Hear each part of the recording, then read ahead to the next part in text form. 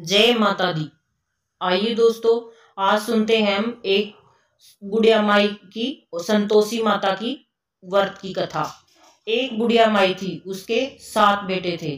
6 कमाने वाले थे, जबकि एक कुछ काम नहीं करता था, सारे दिन इधर से उधर घूमता रहता था। बुढ़िया माई 6 बेटों की रसोई बनाती और उन्हें भोजन कराती, और उनसे जो कुछ जूठन बचती वह 7वें को दे देती। एक दिन वह पत्नी से बोला, देखो मेरी माँ मुझसे कितना प्रेम करती है और मुझे कितना अच्छा अच्छा खाना खिलाती है।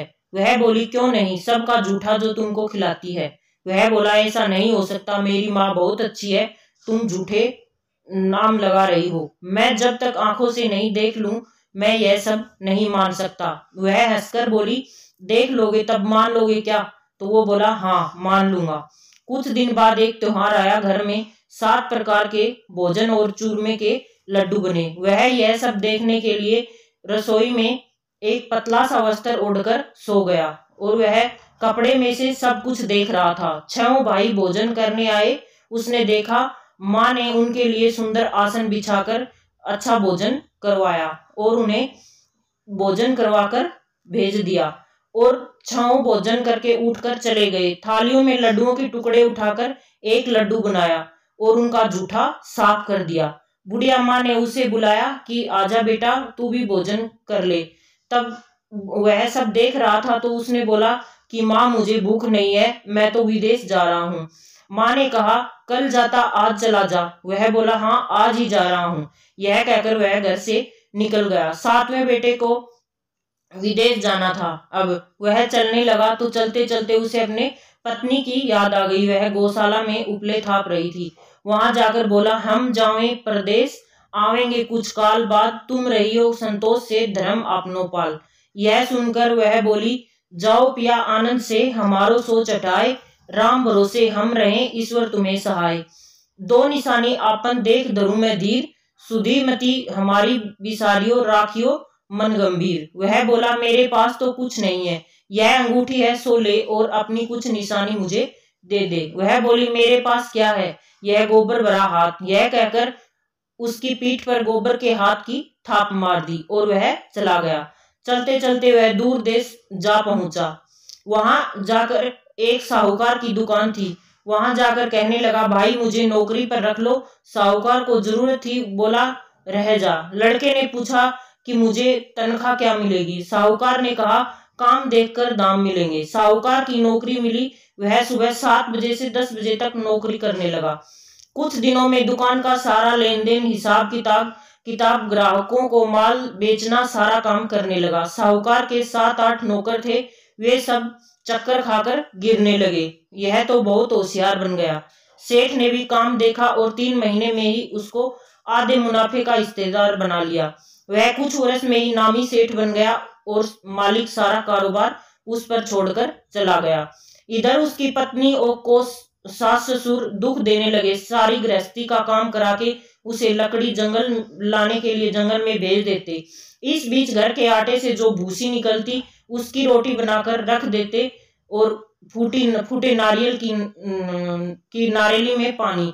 एक दिन वह लकड़ी लेने जा रही थी। रास्ते में बहुत सी स्त्रियां संतोषी माता का व्रत करती दिखाई दी। वह वहां खड़ी होकर कथा सुनने लगी और पूछा कि बहनों, तुम किस देवता का व्रत करती हो और उसके करने के लिए क्या फल मिलता है? यदि तुम इस व्रत का विधान मुझे समझा कर दोगी तो मैं भी तुम्हारा बड़ा एहसान मानूंगी और मैं भी यह व्रत कर लूंगी। तब उनमें से एक स्त्री बोली, सुनो, यह संतोषी माता का व्रत है।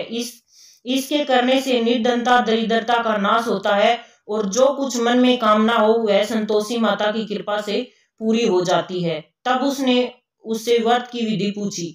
वह भक्तिनी स्त्री बोली, 1.25 आने का गुड़ चना ले आना, इच्छा हो तो 5.25 ले आना, या 1.25 रुपए का भी सहूलियत के अनुसार लाना। बिना परेशानी और श्रद्धा व प्रेम से जितना भी बन पड़े ले आना। प्रत्येक शुक्रवार को बिना भोजन किए रह जाना, कथा सुनना, इसके बीच कर्म न टूटे, लगातार नियम पालन करना।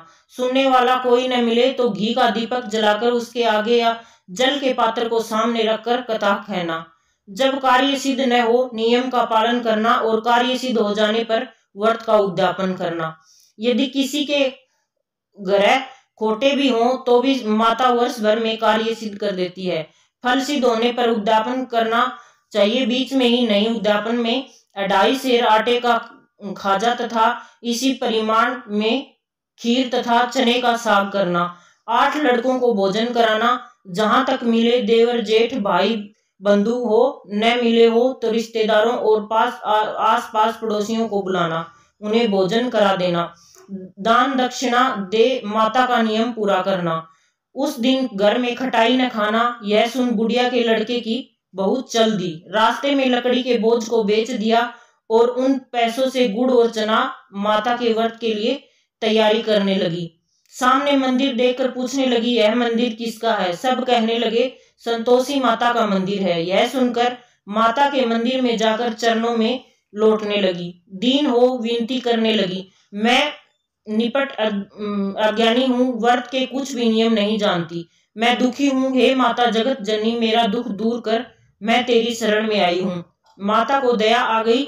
एक शुक्रवार बीता कि दूसरे को उसके पति का पत्र आ गया और तीसरे शुक्रवार को उसका भेजा हुआ पैसा आ पहुंचा। यह देख जेठ जेठानी मुंह सिकोड़ने लगे।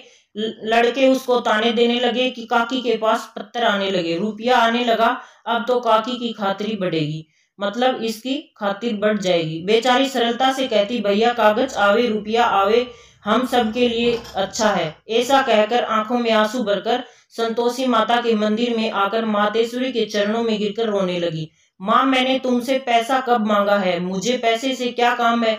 मुझे तो अपने सुहाग से काम है, मैं तो अपने स्वामी के दर्शन मांगती हूँ। तब माता ने प्रसन्न होकर कहा, जा बेटी, तेरा स्वामी आएगा। यह सुनकर खुशी से बावली होकर घर में जा काम करने लगी। अब संतोषी माँ विचार करने लगी, इस भोली पुत्री को मैंने कह तो दिया कि तेरा पति आएगा, लेकिन कैसे? वह तो इसे सौपन में भी याद नहीं करता। उसे याद दिलाने को मुझे ही जाना होगा। इस तरह माता जी उस बुढ़िया के बेटे के पास सौपन में प्रकट हो कहने लगी, साहूकार का बेटा सो रहा है या जागता है? वह कहने लगा, माता सोता भी नहीं जागता भी नहीं हूँ, कहो क्या आज्ञा है? माँ कहने लगी, तेरे घर बार कुछ है कि नहीं? वह बोला, मेरे पास सब कुछ है, माँ बाप है, बहू है, क्या कमी है? माँ बोली, भोले पुत्र, तेरी बहू घोर कष्ट उठा रही है, तेरे माँ बाप उसे परेशानी दे रहे हैं, वह तेरे लिए तरस रही है, तू उसकी सुध ले। वह बोला, माता जी यह तो मालूम है, परंतु जाऊं तो जाऊं कैसे? ये विदेश की बात है, लेन देन का कोई हिसाब नहीं, कोई जाने का रास्ता नहीं आता, कैसे चला जाऊं? माँ कहने लगी, मेरी बात मान, सवेरे नहा धोकर संतोषी माता का नाम ले, घी का दीपक जला, दंडवत कर दुकान पर जा, देखते देखते सारा लेन देन चूक जाएगा, जमा का माल बिक जाएगा, सांझ होते होते धन का भारी ढेर लग जाएगा। अब बूढ़े की बात मानकर वह नहा धोकर, मतलब बुढ़िया माई की बात मानकर नहा धोकर संतोषी माता को दंडवत घी का दीपक जला दुकान पर जा बैठा।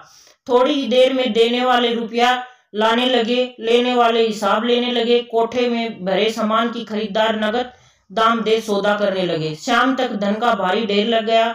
मन में माता का नाम ले चमत्कार देख प्रसन्न होकर घर जाने के लिए वास्ते गहना कपड़ा खरीदने लगा। यहाँ काम से निपट तुरंत घर को रवाना हो गया। उधर उसकी पत्नी जंगल में लकड़ी लेने जाती है। लौटते वक्त माताजी के मंदिर में विश्राम करने लगी। वह तो उसके प्रतिदिन रुकने का जो स्थान था। ठहरा धूल उड़ती देख वह माता से पूछती है, हे माता, यह धूल कैसे उड़ रही है? माता कहती है, हे पुत्री, तेरा पति आ रहा है, अब तू ऐसा कर, लकड़ियों के 3 बोझ बना ले, एक नदी के किनारे रख और दूसरा मेरे मंदिर व तीसरा अपने सिर पर। तेरे पति को लकड़ियों का गट्ठर देख मोह पैदा होगा, वह यहाँ रुकेगा, नाश्ता पानी खाकर माँ से मिलने जाएगा, तब तू लकड़ियों का बोझ उठाकर जाना और चौक में गट्ठर डालकर जोर जोर से आवाज लगाना, लो सासू जी लकड़ियों का गट्ठर लो, भूसी की रोटी दो, नारियल के खेपड़े में पानी दो, आज मेहमान कौन आया है माता जी? बहुत अच्छा कहकर वह प्रसन्न मन से लकड़ियों के 3 गट्ठर बनाई, एक नदी के किनारे पर और एक माताजी के मंदिर पर रखा। इतने में मुसाफिर आ पहुंचा। सूखी लकड़ी देखकर उसकी इच्छा हुई कि वह यहीं पर विश्राम करे और भोजन बनाकर खा पीकर गांव जाए। इसी तरह रुककर भोजन बना विश्राम करके गांव को गया। सबसे प्रेम से मिला। उसी समय सिर पर लकड़ी का गट्ठर लिए वह उतावली सी आती है। लकड़ियों का भारी बोझ आंगन में डालकर जोर से 3 आवाज देती है, लो सासू जी लकड़ियों का गट्ठर लो, भूसी की रोटी दो, आज मेहमान कौन आया है। यह सुनकर उसकी सास बाहर अपने दिए हुए कष्टों को बुलाने हेतु कहती है, बहू ऐसा क्यों कहती है, तेरा मालिक ही तो आया है, आ बैठ, मीठा भात खा, भोजन कर, कपड़े गहने पहन। उसकी आवाज सुनकर पति बाहर आता है, अंगूठी देख व्याकुल हो जाता है। माँ से पूछता है, माँ यह कौन है। माँ बोली, बेटा यह तेरी बहू है, जब से तू गया है तब से सारे गांव में भटकती फिरती है, घर का काम काज कुछ करती नहीं है, 4 पहर आकर खा जाती है। वह बोला, ठीक है माँ, मैंने इसे भी देखा और तुम्हें भी, अब दूसरे घर की ताली दो, उसमें रहूंगा। माँ बोली, ठीक है, जैसी तेरी मर्जी। तब वह दूसरे मकान की तीसरी मंजिल का कमरा खोलकर सारा सामान जमाया। एक दिन में राजा के महल जैसा ठाठ बाट बन गया। अब क्या था, बहू सुख भोगने लगी। इतने में शुक्रवार आया। उसने पति से कहा, मुझे संतोषी माता के व्रत का उद्यापन करना है। पति बोला, खुशी से कर लो। वह उद्यापन की तैयारी करने लगी। जिठानी के लड़कों को भोजन के लिए कहने गई, उन्होंने मंजूर किया, परंतु पीछे से जेठानी ने अपने बच्चों को सिखाया, देखो भोजन के समय खटाई मांगना, जिससे उसका उद्यापन पूरा नहीं होगा। लड़के जीमने आए, खीर खाना पेट भर खाया, परंतु बाद में खाते ही कहने लगे, हमें तो खटाई दो, खीर खाना हमको नहीं भाता, देखकर अरुचि होती है। वह कहने लगी, भाई खटाई किसी को नहीं दी जाएगी, यह तो संतोषी माता का प्रसाद है। लड़के उठ खड़े हुए बोले, पैसा लाओ। बोली बहू कुछ जानती नहीं थी, उन्हें पैसे दे दिए। लड़के उसी समय हट करके इमली खटाई ले खाने लगे। यह देखकर बहू पर माताजी के कोप कर दिया। राजा के दूत उसके पति को पकड़कर ले गए। जेठ जेठानी मन माने वचन कहने लगे, लूट लूट कर धन इकट्ठा कर लाया, अब सब मालूम पड़ जाएगा जब जेल की मार खाएगा। बहू से यह सहन नहीं हुआ, रोती हुई माताजी के मंदिर गई, कहने लगी, हे माता तुमने क्या किया। हंसाकर अब भक्तों को रुलाने लगी। माता बोली, बेटी तुमने उद्यापन करके मेरा व्रत भंग किया है। वह कहने लगी, माता मैंने कुछ अपराध नहीं किया, मैंने तो भूल से लड़कों को पैसे दे दिए थे, मुझे क्षमा कर दो, मैं फिर तुम्हारा उद्यापन करूंगी। माँ बोली, अब भूल मत करना। वह कहती है, अब भूल नहीं करूंगी, अब बतलाओ वे कैसे आवेंगे। माँ बोली, जा पुत्री, तेरा पति तुझे रास्ते में आता मिलेगा। वह निकली, राह में पति आता मिला। वह पूछी, कहाँ गए थे। वह कहने लगा, इतना धन जो कमाया है उसका टैक्स राजा ने मांगा था, वह भरने गया था। वह प्रसन्न होकर बोली, भला हुआ, अब घर को चलो। कुछ दिन बाद फिर शुक्रवार आया। वह बोली, मुझे फिर माता का उद्यापन करना है। पति ने कहा, करो। बहू फिर से जेठ के लड़कों को भोजन को कहने गई। जेठानी ने एक दो बातें सुनाई और सब लड़कों को सिखाने लगी, तुम सब लोग पहले ही खटाई मांगना। लड़के भोजन से पहले कहने लगे, हमें खीर नहीं खानी, हमारा जी बिगड़ता है, कुछ खटाई खाने को दो। वह बोली, खटाई किसी को नहीं मिलेगी, आना हो तो आओ। वह ब्राह्मण के लड़के लाकर भोजन कराने लगी। यथाशक्ति दक्षिणा की जगह एक एक फल उन्हें दिया। संतोषी माता प्रसन्न हुई। माता की कृपा होते ही 9वें मास में उसके चंद्रमा के समान सुंदर पुत्र हुआ। पुत्र को पाकर प्रतिदिन माताजी के मंदिर को जाने लगी। माँ ने सोचा, यह रोज आती है, आज क्यों न इसके घर चलूं। यह विचार कर माता ने भयानक रूप बनाया। गुड़ चने से सना मुख, ऊपर से सूंड के समान होठ, उस पर मक्खियां भिन भिना रही थी। देहली पर पैर रखते ही उसकी सास चिल्लाई, देखो रे, कोई चुड़ैल डाकिन चली आ रही है, लड़कों इसे भगाओ नहीं तो किसी को खा जाएगी। लड़के भगाने लगे, चिल्लाकर खिड़की बंद करने लगे।